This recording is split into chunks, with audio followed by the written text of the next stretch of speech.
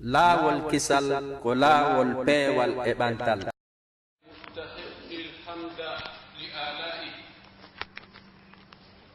المتكبر في علوه وعليائه البائن من خلقه في علوه الداني منهم بعلمه وإحاطته خلق فسوى وقدر فهدى وبرأ فأبهى خلق الإنسان من ذكر وأنثى وجعله نسبا وصهرا وكان على كل شيء قديرا نحمده ونستعينه ونستهديه ونعوذ به من شرور أنفسنا ومن سيئات أعمالنا من يهده الله فلا مضل له ومن يضلل فلا هادي له أشهد أن لا إله إلا الله وحده لا شريك له وأشهد أن محمدا عبده ورسوله بلغ الرسالة ونصح للأمة وأدى الأمانة وجاهد في سبيل ربه وعبده حتى أتاه اليقين أبان التوحيد وحذر من الشرك والبدع والخرافات وأنار السبيل صلى الله عليه وعلى آله وأصحابه ومن سار على منوالهم واتبع سنتهم إلى يوم الدين أما بعد عباد الله اتقوا الله حق التقوى وراقبوه في أموره في السر والنجوى وراقبوه في أمره في السر والنجوى واعلموا أنكم غدا بين يديه موقوفون وعن أقوالكم وأفعالكم وتصرفاتكم ستسألون وستحاسبون من عمل صالحا فلنفسه ومن أساء فعليها وما ربك بظلام للعبيد عباد الله اعلموا أن من أهم ما تقرب العبد إلى الله سبحانه وتعالى إخلاص العبادة والتوحيد له والابتعاد عن الشرك والبدع والخرافات ومحدثات الأمور وقد حدث في الآونة الأخيرة بعد عهد النبوة وعهد الخلفاء الراشدين والأئمة المهديين قد حدث أحداث وابتدأ بدع وخرافات وانساق الناس إلى هذه المحدثات واستحكمت فيهم هذه الخرافات فأصبحوا يقدسون الأماكن والأشخاص والأعيان بغير برهان ولا سلطان ولا حجة إنما ذلك مصداق قول الشيطان لأقعدن لهم صراطك المستقيم ثم لآتينهم من بين أيديهم ومن خلفهم وعن أيمانهم وعن شمائلهم ولا تجد أكثرهم شاكرين وقوله فبعزتك لأغوينهم أجمعين إلا عبادك منهم المخلصين وقد حذر النبي صلى الله عليه وسلم أمته من ذلك من محدثات الأمور وأمرهم بالتمسك بسنته وسنة خلفائه الراشدين المهديين وأمرهم أن يعضوا عليها بالنواجذ وأن لا تنفلت منهم فقال صلى الله عليه وسلم في حديث رباط بن سارية رضي الله تعالى عنه قال وعظنا رسول الله صلى الله عليه وسلم موعظة بليغة وجلت منها القلوب وذرفت منها العيون فقلنا يا رسول الله كأنها موعظة مودع فأوصنا قال أوصيكم بتقوى الله عز وجل وطاعة من ولى الله عليكم أمركم ولو كان عبدا حبشيا إنه من يعيش منكم فسيرى اختلافا كثيرا فعليكم بسنتي وسنة الخلفاء الراشدين المهديين عضوا عليها بالنواجذ أو كما قال صلى الله عليه وسلم والحديث صحيح موجود في السنن وصححه الإمام الألباني والحاكم أن يتي الله سبحانه وتعالى handuɗo e yettede sabu nemaji muɗum, towuɗo mawni serti e tagore mum nden fotodiri ka arsi muɗum, ɓattiɗo tagore mum nden kadi humpitinde sabu gandal mum e andugol ko tagore muɗum woni e wadde.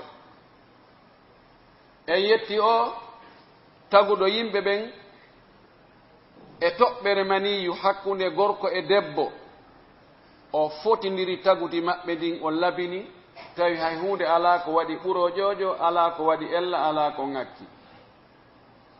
O okkori ɓe haqqille, o yamiri ɓe, o haɗi ɓe, o waɗi ɓe lontiɓe mo ka hoore leydi ɗo fii tabintinnugol goonga e nunɗal, fii ñinnugol tawhidi wotinɗingol Allah, rewa Allah no haani rewirede noon ka hoore leydi ɗo, fii wurnutugol leydi ndin wurnitirandi ko moƴƴi, fii yo giggol e yurmede e nunɗal e moƴƴere yownu ka leydi ɗo. Moƴƴere makko nden hino yaaji, hino ɗuuɗi, limatako sakko ande ko jelu. En yetti o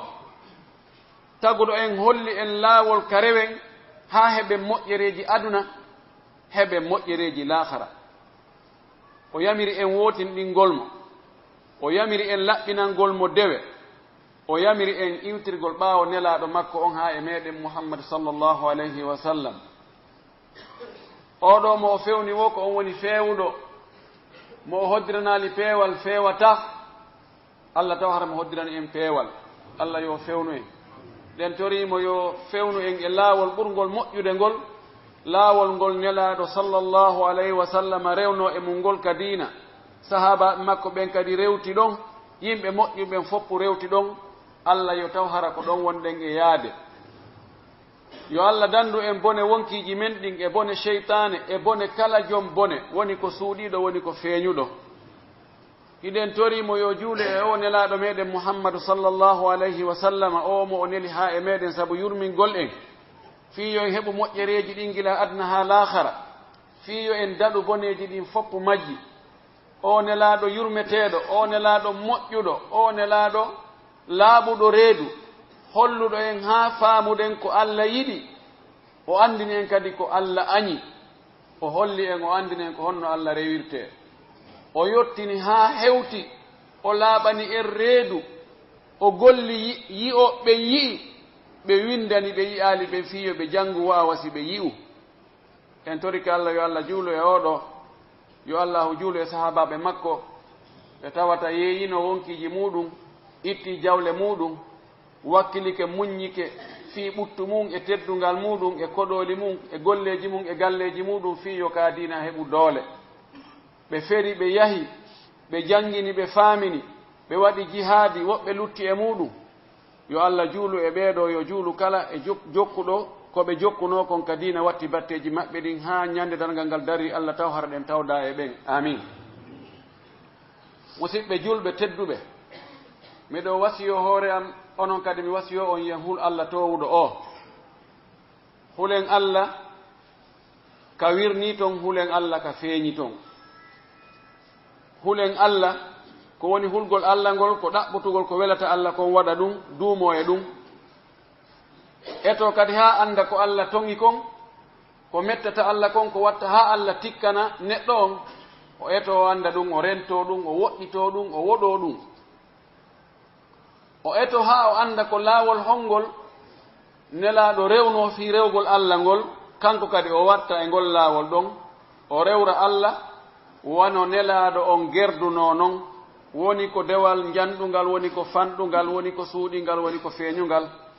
woni ko ngal rewirte ko ɓanndu ndun, woni ko ɗenngal ngal, woni ko ɓernde nden, woni ko jawdi ndi. So en waɗi ɗum, haray en malama, en heɓay ka hooten, tawa hino weli, hino teddi, hino hitti, hino moƴƴi, ko ɓuttu mo nguli alaa ɓaawo muɗum, ko hettare nde tampere iwtiroyta ɓaawo muɗum. Yo Allahu arsuku en ɗum. Anden Allah subhanahu wa ta'ala o yamiri nelaɗo makko on yo yamir en wonde yen laɓɓinanmo kanko Allah dewal ngal, yen laɓɓinanmo finde nden, yen selli finde hakkunde men e makko nden nde sella ken, wotinɗinnenmo e piiji ɗin fof, wotinɗinnenmo ka tagugol wonde ko kanko gooto woni ko tagi kala huunde, kala ko yi'uɗen e ko en yi'aali, ko nanuɗen e ko en nanaali fiimu, ko attino en e ko aroyta yeeso meɗen e ko fewndi fewndo men kon fof ko kanko Allah tun woni ko tagi. Wotinɗinnenmo ka dewe ɗen fof ko kanko tun jeyɗe, ko geɓal makko kanko tun alamo o kafidi ɗum, wona julde nden, wona korka kan, wona hajjungu, wona zakka on, wona du'a on, wona barkinorgol ngol, wona hulugol ngol, wona yowitagol e mum, ɗum ɗo fof ko kanko tun woni ko jeyi. Jonnitenmo ɗum woɗɗitoɗen ko wiyete shirku, wallahi koko bonnata golle neɗɗo few. Ko on tigi tedduno wono, ko on tigi mari gandal wono, ko on tigi ɗuɗɗinno dewe wono, ɓay Allah amali wi'ugol nelaɗo makko on, la in ashrakta la yahbatanna amaluka wa la takunanna min alkhasirin. O wi an Muhammad, nomi yiɗirmani, nomi teddinirmani, nomi ɓurnima e hoore tagore nden foppu ni, si a shirkino golle ma ɗen foppu ɗe bonani, a wonay no jeyaɓe perduɓe ɓe hettota hoore manankum ɓen few. O linti annabaɓe ɗuuɗuɓe ka sakkitode maɓɓe, ɗum ke suratu An'am o wi la in ashraku la yahbatanna amalahum wala yakunu min alkhasirin. Si tawi no ɓeeɗo annabaɓe tedduɓe lintaɓe ɗon fof ɓorde Nuh haa ka hattoy, o wi si ɓe sirkino ɓe fof maɓɓe ko ɓe golluno ko fof bone. Idan shirku on ko hunde hulɓininde, mawnude, hanande rentede, woɗɗite few. Hande noon ɗum no ɗuuɗi hakkunde tagore nden, ko ɗum waɗi Allah tigi mo sifi wonde ko ɓuri ɗuurde e yimɓen kon ɓe gomɗinta Allah si wona hara eɓe jilli toon shirku hoy seeɗa. wala yu'minu aktharuhum billahi illa wa hum mushrikun. Ko ɓuri ɗuurde e yimɓe ɓen kon ɓe gomɗinta Allah sina hara cenɗe goɗɗe goo hara eɓe shirkira toon. Nokku goo hiɓe tawhid on no timmi, dewal ngal no timmi, no laaɓi pos, kono nokku goo no toon jodduhu ngoo no toon hara shirku hum no jilli nder toon. Imma ka ɗaɓɓugol lekki, fii daɗugol, fii ndikkugol, ma ka ɗaɓɓugol lekki fii heɓugol. Seytane ko ɗon fayda habbi neɗɗo, fannin a faalaka goɗɗum haa mapinma ko honno heɓirta ɗum,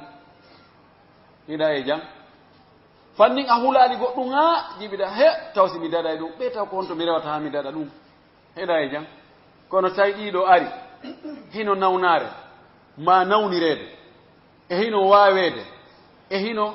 faalegol,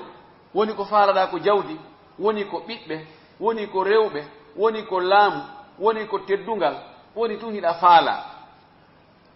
Ko ɗo seytane o moƴƴinante laawoy, o wiya sa rewi kunɗo ɗo ko ko hulɗa ɗo a daɗe, sa rewi kunɗo ko ko faalaɗa a heɓay. Neɗɗo no yiɗi daɗugol ko huli, no yiɗi heɓugol ko woni e ɗaɓɓude ko faala, wonde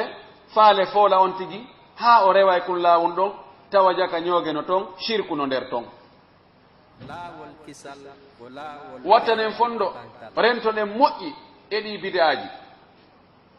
Ko wiyete bid'a koko sincaka diina,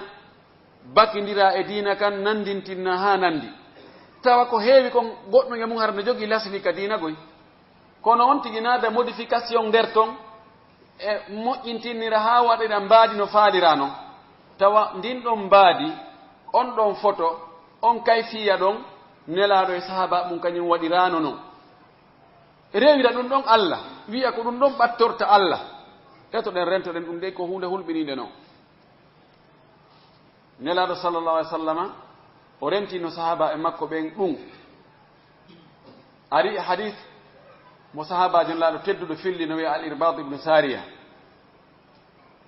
yo Allah weltano mo weltano sahaba ɓen fof e kala weltaniɗo ɓe.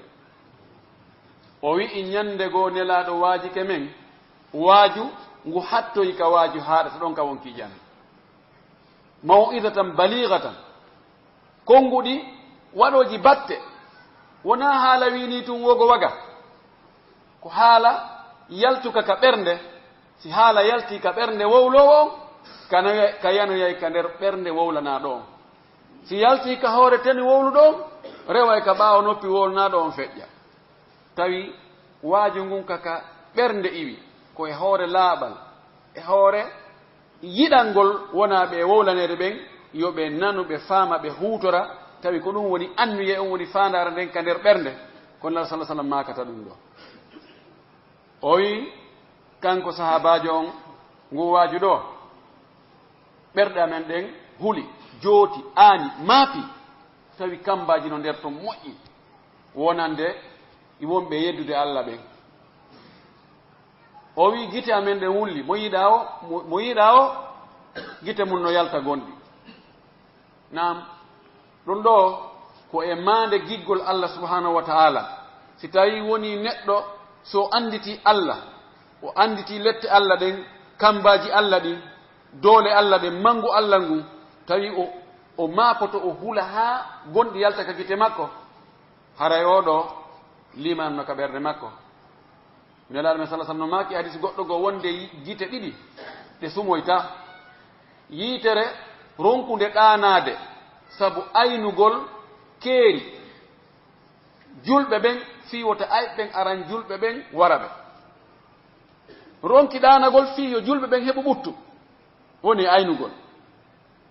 e yitere miijitinde fi Allah fi doole Allah ɗen e lette makko ɗen e mangu makko ngun ha tawi ɗum heƴata e makko o wullade o wulli ɗeɗo gite ɗiɗi ɗe memoyta yiite memata ɗeɗo Allah tawata gite men ɗen ko eɗen jeeya. Gite goo no wulli wo tuma jommum piya ko si tawi ko albala'u yani e makko siko o mayra ma o heɓu ko annimo ko jotnimo o fesi woto ɗum tuma albala'u yani kono naafi mijitagol fi Allah ha wulla woɓɓe goo ko noon way ɓerɗen yorino kalla bal rana ala qulubihim ma kanu yaksibun. O wi kanko Ibad ibn Sariya ngu waaju ko laaɗo waaji men ɗo ko ɗum maapini men jotni men ha men wulli men wi he nelaɗo ngu waaju ɗo no wa'itana men wastayi ko waaji wonɗo e waynade no nanditana men men faami e nder ngu waaju ɗo ha a sikka ya wayno to men woni haray si tawi ko noon meɗen faala ya ɓeydu men wasiyade kadi fayi ko waɗi fannin hiɗa hakkude amen si men faljere nden nde metta ittude a wurtanayi men kisan kono si tawi a ala ɗo ɗiɗan meɗen hatojini e jooɓa molanaɗo min faala ya wasi o men kadi fayin ɓeydenamen o wi mi wasike on hulgol Allah hule Allah o wi hule Allah ɗoftoɗon kadi kala mo Allah halfini fiyake mon on e muɗum mo Allah ƴetti fi mon on halfini mo Allah ardini yeeso moɗon woni kaka diina woni kaka laamu mo Allah waɗi yeeso mon wo ɗoftoɗon haysi ko jaasuɗo haysi ko ittaɗo fiira ɗo nde o yamirali on yeddugol Allah ɗofte si on wuuri gurdam moɗon juuti kala e moɗon mo Allah pooɗoy balɗe muɗum o yi o yahi yeddodiral molanagal yeddodiral ɗuuɗungal hakkunde mon onon wiiɓe ko julɓe ɓen o yi o yahi feddeji ɗi o sikkata no waɗay o ngalɗoya ɗum ɗo ko ande ko makunde ko probléme a sikkay sahabaɓe wi hihi nelaɗo si tawi no goɗɗo e amen Allah pooɗi balɗe muɗum ha ɗum waɗi o yiyoyi ɗum haray ko on no watta nelaɗo addata probléme o ronka adde solution nelaɗo makino solution on ɗo o wi alaykum bi sunnati mi yamiroyi on jogitagol sunna an on honno woni sunna nelaɗo sallllahu alayhi wa sallam ko laawol ngol o rewri allah ngol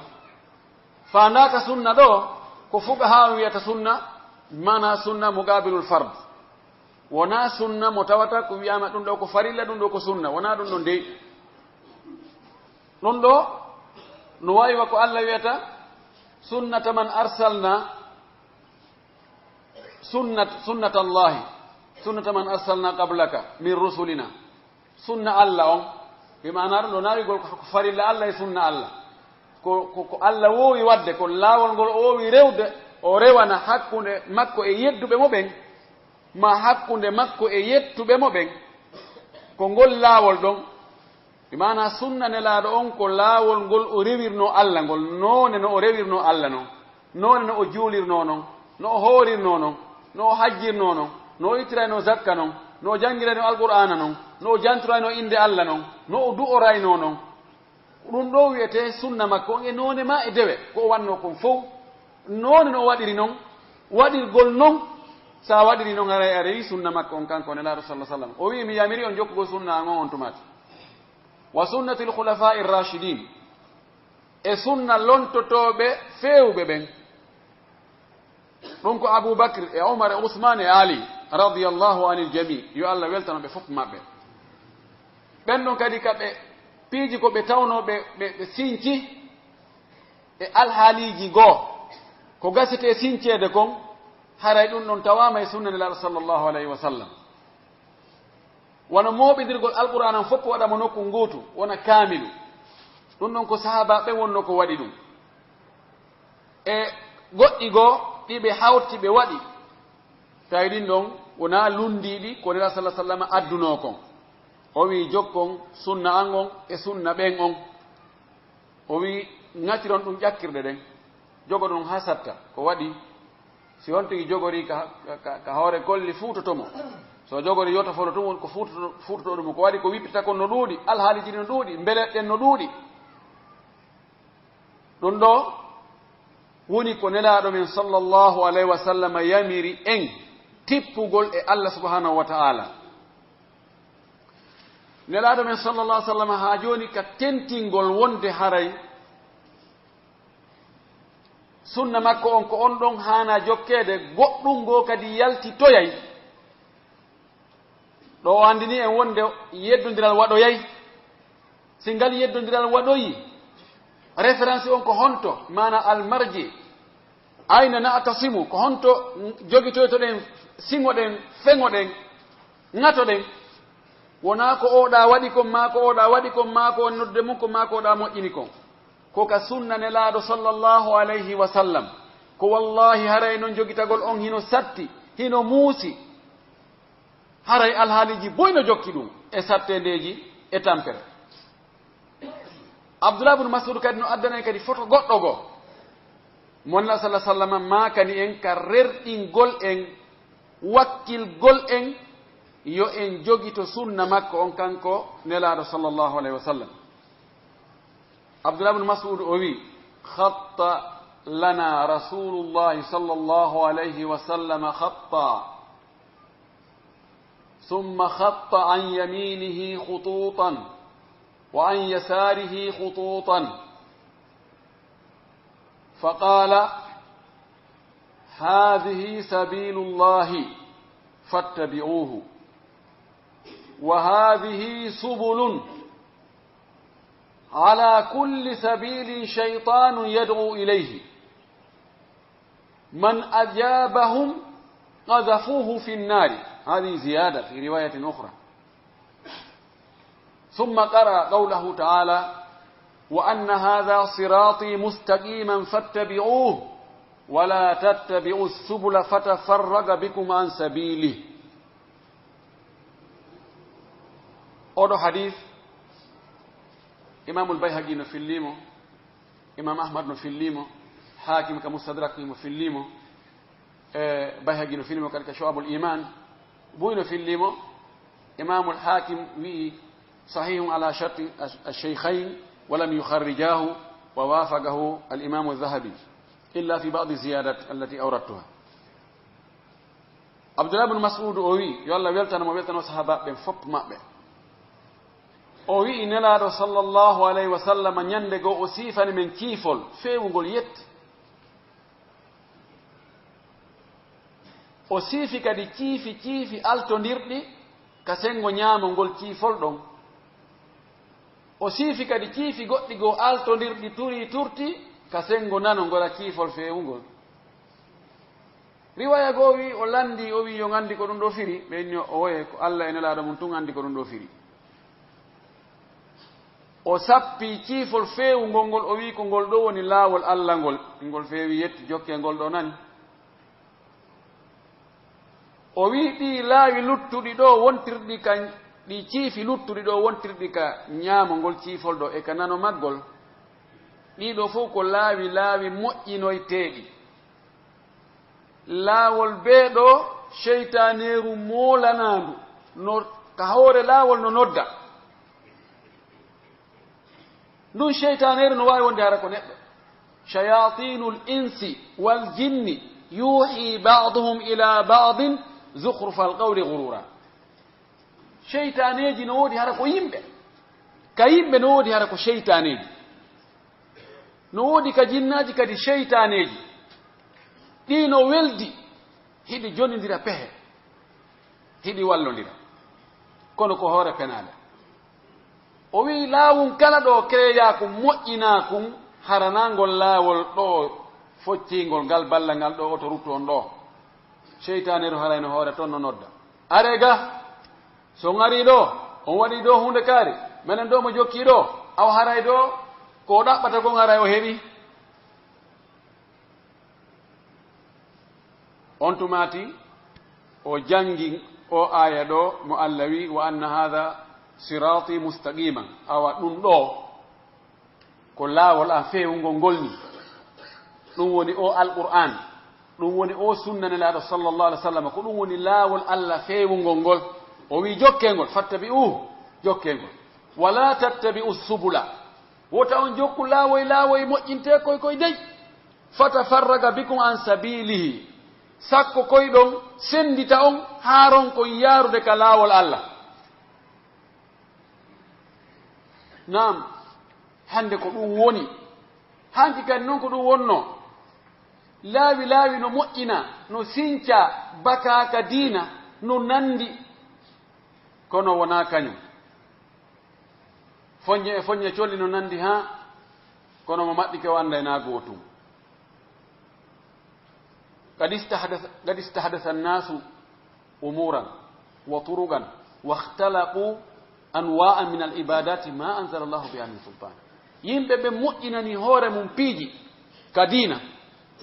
sincani hoore mum piiji fiyo wiye ha ko kaari e yiira ɗum ɗo neɗɗo no yiɗi tuuso yiyego wi ha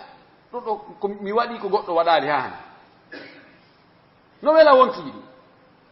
ko ɓuri heewde ko mo sinci hunde o addi goɗɗum tentini ko tawata no hawrodiri e mbeleɗe yimɓe ɓen o heɓay inde kisan o heɓay jamawi kisan o mawninte o mabbine kisan ko ɗum defi yimɓe ɗuuɗuɓe créyugol moƴƴingol laawigol goɗɗo goo e sincuɓe laawi hari ko e laawol wongol goo wonno o woni e maggol ko yaata e duuɓi o yi e ngol ɗon ngol yalti yahi e wongol wongoo o woni ɗon kadi ha o inni ene accimi kadi moƴƴina hoore an laawol o ñomitiɗa seeɗa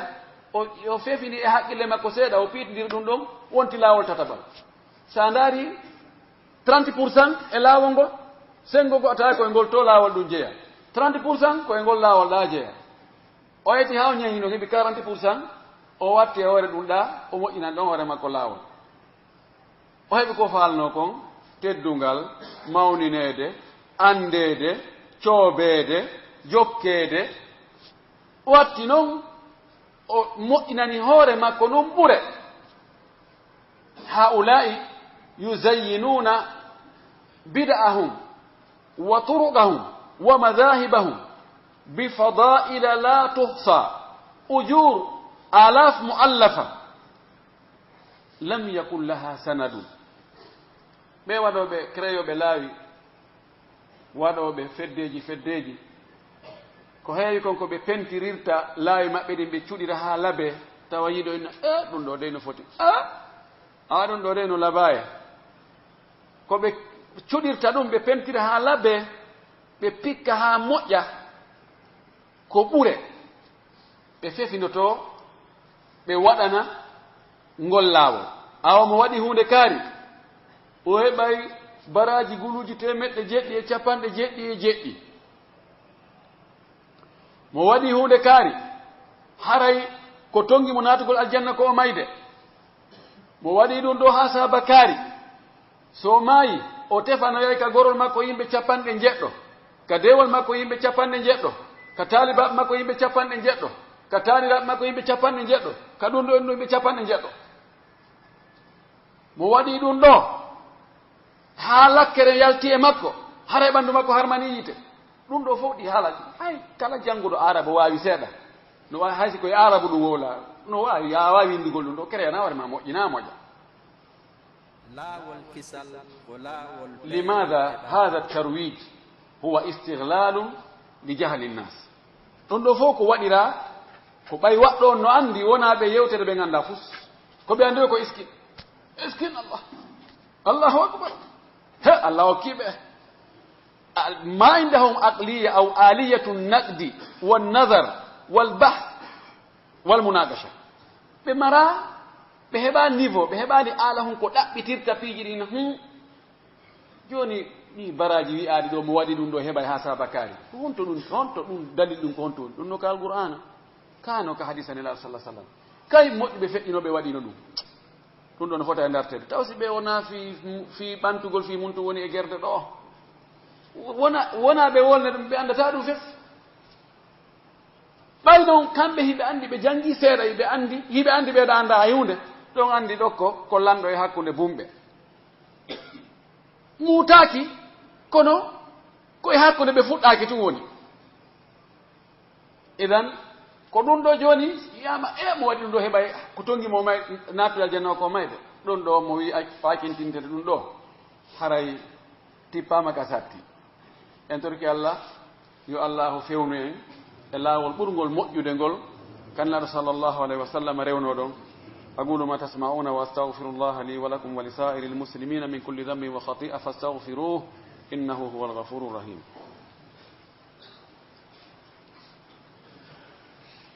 الحمد لله وكفى وصلاة وسلام على نبيه المصطفى وعلى آله وصحبه ومن تبع آثارهم واقتفى عباد الله اتقوا الله حق التقوى وراقبوه في كل تصرفاتكم في السر والنجوى وفي كل ما تأتون وما تذرون واعلموا أن الله مطلع على أخباركم ومحاسبكم على تصرفاتكم وعن أقوالكم وأفعالكم فاتقوه حق التقوى واتبعوا سنة نبيه محمد صلى الله عليه وسلم في كل صغيرة وكبيرة فإن العبادة التي لم توافق ما كان عليه رسول الله صلى الله عليه وسلم فعبادة فاسدة مردودة على صاحبها لا محالة ولا جرم أمر حتمي لازم لأن لسان حاله يقول أنا أعلم بأنواع العبادة من رسول الله صلى الله عليه وسلم فلذلك كان الإمام مالك يقول وقد أخذ هذا القول من العلماء الذين سبقوه يقول صاحب البدعة كل صاحب ذنب يتوب إلا صاحب بدعة فإنه لا يتوب وكأن هذا القول مدعى للاستغراب كيف لا يتوب صاحب البدعة كيف يتوب وهو يتقرب إلى الله بهذه البدعة وهو يعتقد أن هذه البدعة هي عين العبادة التي تقربه إلى الله ويدخل الجنة بموجبها كيف يتوب منها إلا إذا تداركته رحمة ربه وعلم أن هذه بدعة مستحدثة لم يفعلها رسول الله صلى الله عليه وسلم ولا صحابته الكرام ولذلك كان عبد الله بن مسعود يقول ويردد هذا القول مرارا يقول عليكم بالعتيق وإياكم ومحدثات الأمور. وكان عبد الله بن عباس يقول عليكم بالسنة فقد كفيتم. أيتي الله سبحانه وتعالى تدل ماوندو توودو سنيدو لابي كفودode e ka hakkunde e ka timmode yentorimo yo juulu e nelaaɗo makko Muhammad sallallahu alaihi wasallam nelaaɗo e meɗen sabu yurmede. musidɓe julɓe tedduɓe hulen Allah yal haaliji men ɗi fof anden no wawɗen wo no wawɗen Allah no humpiti fi meɗen kawonɗen wo ka golleji men ka galleji meɗen hiɗen woni feere enen tun hiɗen woni ka hakkunde jama. Allah no humpiti gooto kala e meɗen ko honno o woniri ko honno woni e miijade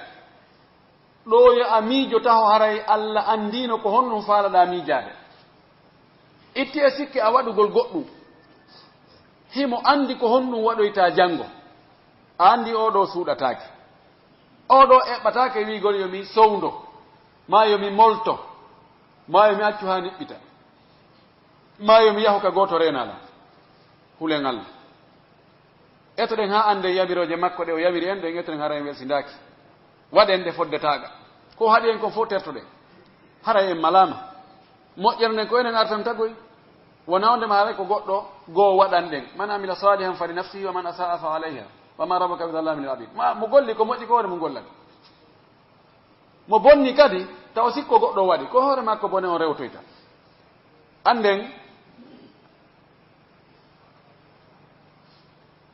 ko nelaaɗo sallah sallam wanno kon tun kadina ko ɗum woni kanŋe ko ɗum woni original on ko ɗum woni vrai on ko lutti kon ko pirate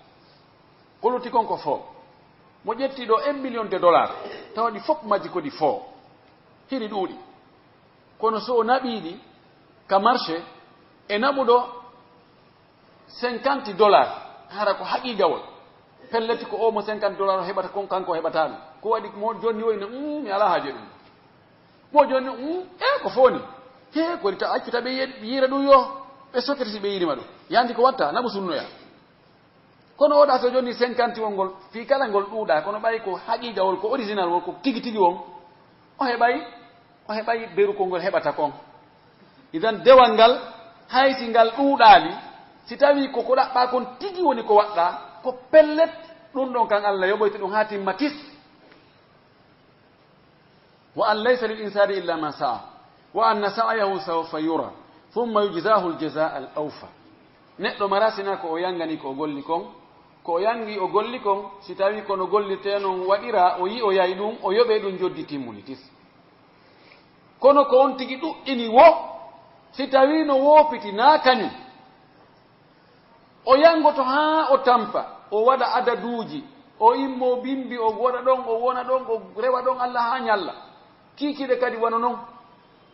o jokka ɗum kono ɓay ko fo yoɓatake few. ko ɓen Allah wi wa qadimna ila ma amilu min amalin fa ja'alnahu haba'an mansura. min ari e golleji ɗi ɓe wannoɗi min daari ha min tawi jakanani fes min watti ɗum duguru yowta hay hunde ala ko nafata. wujuhum yawma idin khashi'atun amilatun nasibatun tasla naran hamiya. geese yanginoɗe fiidina haata ayyay tun inna modi ɓeɗo wakkilino goyi kono ko honno woni résultat on ko tasla naran hamiya. ko waɗi ɓe waɗali no waɗirteno e hoore no wawno ɓe waɗira noon kono sabu mawnintinnare e sabu intérêt ji goo waɗi ha ɓe sali wadde ko woni haqiqa kon ɓe jokki goɗɗum ngo. cheytane wowlino o bewna yimɓe ɓen. idan haray ko honno yamodirɗen ko ɗaɓɓutugol sunnanilaaɗo sallah sallam no o rewirno Allah noon etoɗen waɗen ɗum. yimɓe ɓen noon no yiɗi Allah jarribori yimɓe joni yiɗugol mahsusat piiji renaɗi ɗi ka du'agol ka barkinorgol ka ɗaɓɓugol heɓugol ka ɗaɓɓugol fiyo daɓi piiji renaɗi ɗi. yimɓe ɓe moƴƴinani hoore mum nokkuji teddinaɗi hormorteɗi juureteɗi toreteɗi e mum watteɗi ni watteɗi ni kamɓe moƴƴini. wona nelaaɗo wiɗo no teddi wona Allah wi nde nokkuɗo no teddi no ɓuri ndeɗa wona sahabaɓe wiɗo no teddi ɓuri ɗa. kamɓe tun wi he ɗo koko hormote ɗo koko teddi fi honɗum ko yimɓe moƴƴuɓe wonno ɗo. awa no woodi ka yimɓe moƴƴuɓe wonno kan ka sahabaɓe wonno toon kam moƴƴa. si tawi en wi kala ka neɗɗo moƴƴuɗo woni en yahay wi en waɗay ɗon ziyara en yahay hertinen ɗon waɗen ɗon dewe ka barkinote ka torete leydi ni fof en waɗay ka barkino ɓay ngala ka moƴƴo ala an sa wi joni ka be ma wonno ɗon e ka soro ma wonno e karama ko ma wonno ɗon ko moƴƴino ɗum annotede min kadi minne joni men kadi ka min kadi karama ko an kamɓe wonno ɗon no kelɗigo karama ko ma ɓuura karama ko an soro ma ɓuura soro an be ma ɓuura ɗon oɗa kadi wiya ɗum oɗa kadi wiya ɗum ko ɗum waɗi wona enen mawninta nokkure nden ko Allah subhanahu wa ta'ala ma nelaɗo makko on wiyata ɗo no mawni ɗo no teddi ɓuri ɗa sida ɗum kala sili nokkuji ɗi fopp no fota kono en yimɓe ɓen Allah no jarribori ɗum ɗon yiɗugol ɗum ɗon ndaare hay sahabaɓe nelaɗo sallllahu alayhi wa sallam ñande goo hiɓe yaha kamɓe e nelaɗo fokkiti guere ɓe aroyɓe tawi heferɓe shirkoɓe no jogii ɗon lekki kin lekki ɗon ko kin ɓe faandorta si ɓe faalama yaade gere ɓe ara mo ɓe ƴetta alahu muɗum yowa ɗon kum waala ɗon wiyata ɓe mbi o ƴetta kum o yaha wonde Allah jarri bo feppodiroya ɓe foola si waɗi laawi tati ene he ɗum ɗo min do mi wanna ɗum ɗo kono min yisana ko ni piiji ɗin fof fuɗɗori woɗaji ɗin kadi ko ni fuɗɗori waɗa nde wotere tun hawroya e hoddiro Allah albala waɗa goɗɗo kadi wattoya ɗum ɗon tun albala waɗa he ɗum ɗo wattake wiye noon woni kukuru ɗum ɗo wattake e ngal ñallal ɗo yahatake he nde ñalan ɗo ko ɗum ɗo ɗeɗo ko ɓalere ɗo ko ni waɗi ɗo ko an yimɓe tawi ɓe heferɓe no barkitona ngal leggal ɗon no yowa ɗon alaji mum no ara ɗon faandora ɓe wineraɗo ene kadi hay waɗna en sifa ɗum hay waɗna ene kadi nokkure ka tawata en ara e ɗon faandoren ɗon yowen ɗon alaji men ɗin sen fokkiti guere a watoroɗen ɗon no gasa ɗum no waɗa e saabu fooloy nelaɗo maaki eɓe emba hanke hande no nandi ne wallahi on wowlalɗo si wona ko yimɓe Musa ɓen wowlanno Musa kon qaalu ya Musa jallana ilahan kama lahum aliha qala innakum qawmun tajhalun yimɓe Musa ɓen ko ɗum ɓe wiwno kamɓe kadi ɓe yawno ha ɓe tawi woɓɓe no rewa ngaari ɓe inni Musa an kadi waɗani men ngaari menen kadi sifa ndiɗo ngaari min waɗa Allah ma waɗa min Allah jo goɗɗo ko ara meɗen renimo min rewamo min wattida on ɗon emo moen rena on wona communication oɗo momin reni min waɗa ɗon gasa o kanko renaɗo on ɗo o yottina e momin rena on o ye en mbay ɗon majji inna haulai mutabbarum ma fihi wa batilum ma kanu yamalun ɓeɗo koɓe halkiɓe ni ko yimɓe halkiɓe wonɓe gollude meere fenande fus golle ɗe ala joddi ko ɓe faala ɗo ñembinde yen waɗi sifa ko ɓe watta ko tanda ɗum fi goɗɗo wadde goɗɗum inna an kadi mi waɗa ɓay ko kaari waɗi ɗum ɗo andu ko on to cippi o waɗi ɗum ɗo an kadi si waɗa wala tujibuka kasratul halikina ɗuɗugol wonɓe halkade wota ɗum ngalɗine wota ɗum hawne ina ya ɓeɗo fof yo jamayi ko waɗi ɗon ko min jamayi ɗon fof si Allah no faala ƴettede fof ukka kayite wona ɗuɗugol ngol woni kañum ko yo taw hara ko wona e waɗede kon no jogii dalil idan Allah jarribike ɗum ɗo yimɓe hande ko ɗum wasi a yahi joni wonande men wonɓe ardade hajjiyankoɓe yaha Makka on tigi yiyay ko ngalɗi a sikkata ko yimɓe julɓe woni e wadde ɗum kala ka hewta ɗon koko barkinorte ko du'ete hara ko pilieje moƴƴinade hanki menen komin yeyɗo ngare ɗe moƴƴinaka ko yeeso men ɗe moƴƴina ko yimɓe pakisane e tuuɓe muɗum yaaju ɗe moƴƴiniɗe kadi na fus na goɗɗo go hay hunde ala hoor maako ala goɗɗum ngoo ara wona ƴettugo lince muɗum fitta ɗon ara bakka e muɗum yaha lunno ɗon yaha mawla ɗon yaha ɓe piiji ɗi fof yani waɗa ko ɗon woni tigi o si a waɗi ɗum ɗo are goɗɗo go arinni min yahi ɓuba min yalti suddiɗo go arinni ene onon o yahi o memoyi ngal piliyewal ɗa wongal dow to ngal ɓe jakari mi memoyali on waɗali hay fuu jaka onon o waɗali hay hunde ɓe fof ɓe wi git mi tawi darnata ɓe fof ɓe dogi furmo ɓe yahi keeco yingal ƴetti tiggare muɗum fitti ɗon ari ɗumanni dogare mini ko hombo wi o yo waɗi shahid neɗɗo on sina gando haray fayda ko piiji ɗo reni ɗin ko ɗin non o teddi ko ɗum addi yimɓe no waɗa ɓulli ka barkinore no waɗa leɗɗe ka barkinore pelle ka barkinore nokkuji wiya ɗo mo waɗi ɗo hunde kadi honto yiiɗa dalil wonde joni ngo fello ɗo sa ƴawiɗo a torki Allah Allah jaɓe kono so koɗa ƴawɗa torɗa Allah jaɓat a fi on na Allah tagi fof honto dalil kono ɓa yimɓe ɓen no majji anda hay hunde ko ɗum waɗi si karama koɓe hulata Allah ɓen fimum no hawni ko ɗum waɗi nabi sallah sallam no maaki noon timide khutba men o nabi sallah sallam maaki hadith muttafaq ala sihhatihi o maaki inna allaha la yanzi'u al-ilma aw la yantazi'u al-ilma min an-nas intiza'an walakin yantazi'uhu aw yanzi'uhu biqabd al-ulama'i hatta idha lam yabqa 'alimun riwaya gowi hatta lam yubqi 'aliman اتخذ الناس رؤوسا رواية قوي رؤساء جهالا فسئلوا فأفتوا بغير علم فضلوا وأضلوا رواه الإمام البخاري والإمام مسلم لا صلى الله عليه وسلم ماكي الله wippitata gandal sortangal e ɓerɗe yimɓe nde wotere yimɓe fini taw hay gooto annduɗo Allah nana o gerta